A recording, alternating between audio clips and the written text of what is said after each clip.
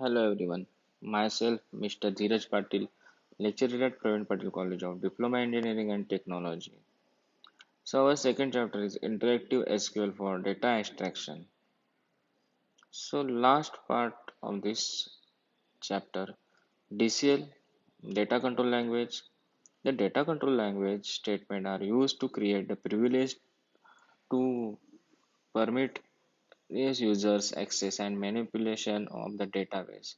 A DCL statement manages the authority to access data that user have on a database or object. There are two types, grant or revoke. Grant, whenever we want to work with the database, then we must have to some privilege to work on it. If we don't have authority or privilege to database, then we can't perform any operation in the database like insert, update, delete, and etc. One more time I am repeating, whenever we want to work with database, then we must have some privilege to work on it. If we don't have authority or privilege to database, then we can't perform any operation in the database like insert, update, and delete, etc. Select grant, select, insert, update, delete on table name to username. It will be provide the permission to particular user to perform which kind of query. So grant select on student to Jai. Second example, grant select update delete on student to Raj. Means here I am going to give the permission to Raj for student table to select update and delete. After that, revoke. Revoke statement is used to revoke the privileges given to the user by system. It can cancel the privileges that can be granted for the previous transaction. Syntax: revoke, select, insert, update, delete on table name from username. So it will be take out the permissions given by the users. Example: revoke, select on student from John.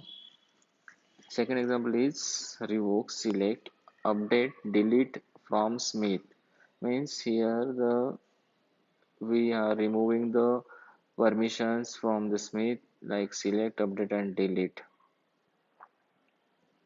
Next is the TCL transaction control language. Transaction control language commands are used to manage a transaction in the database. These are used to manage the change made to the data in a table by DML statement. It also allows statement to be grouped together into the logical transaction. There are three types: commit, rollback, and save point.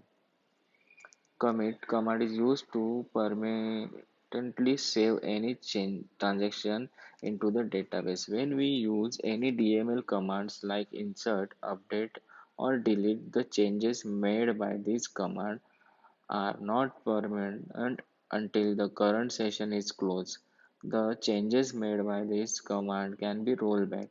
To avoid that, we use the commit command to mark the changes as permanent. So syntax is commit. After that, rollback.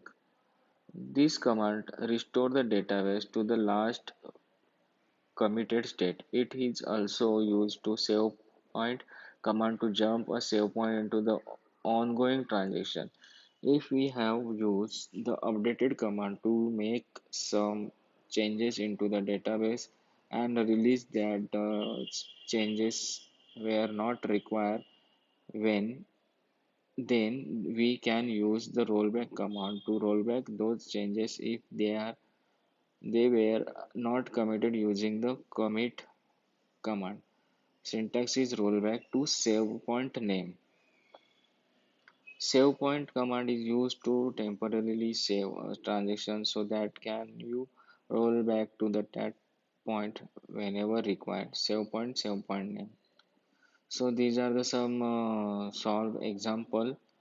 Uh, Here I am going to show you.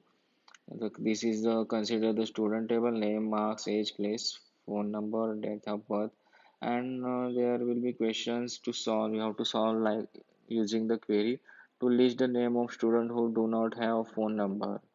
So here the answer is select star from student where phone number is equal to null. So these are the multiple questions have to solve in this. Next is this is the your second chapter part. So it will be very useful to perform on the query on this table or data or SQL.